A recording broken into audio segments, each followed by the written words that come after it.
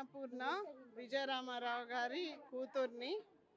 ఇక్కడ నాన్నగారి జ్ఞాపకార్థము నాన్నగారి జయంతి రోజున భోజనాలు అరేంజ్ చేసిన షర్మిలకి ఇక్కడ ఉన్న బస్తీ ప్రజలు ఎంతో ప్రేమతో వచ్చినందుకు వాళ్ళందరికీ నా ధన్యవాదాలు.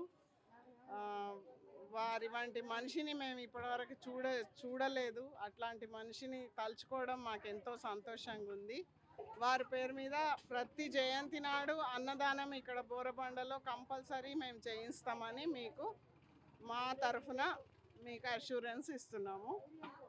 అందరికీ చాలా శుభాకాంక్షలు. ఇక్కడికి వచ్చి ఈ మండు టెండలో కూడా భోజనాలకు వచ్చి మాకు జయప్రదం చేసినందుకు ప్రోగ్రాము. మెయిన్గా షర్మిలకి రత్నమ్మ గారికి చాలా థ్యాంక్స్ ఇవన్నీ అరేంజ్మెంట్స్ చేసినందుకు. మా నాన్నగారి శిష్యులందరూ ఇక్కడికి రావడం నాకు ఎంతో సంతోషాన్ని ఇచ్చింది. మీరందరూ బాగుండాలని కోరుకుంటూ హ్యాపీ బర్త్డే నాన్న.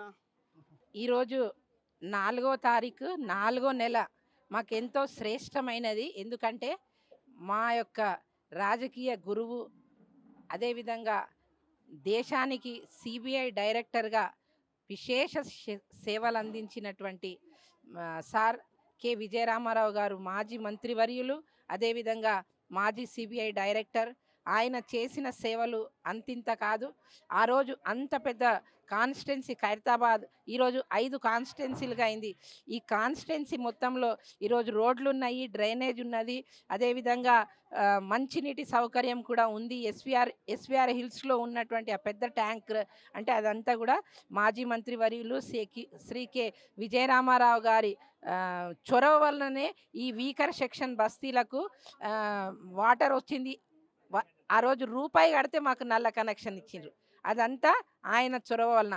అదేవిధంగా ఈ కొండల్లో, ఈ గుట్టల్లో ఎవరికి కూడా డ్రైనేజ్ లేదు, అందరం బయటికి వెళ్ళే వాళ్ళం. సార్ చొరవ వలన అందరికీ డ్రైనేజ్ సిస్టము, ఈ రాళ్ళు పలగొట్టి, బాంబులేసి రాళ్ళు పలగొట్టి అందులో నుంచి డ్రైనేజ్ సిస్టమ్ ఏర్పాటు చేయడం జరిగింది.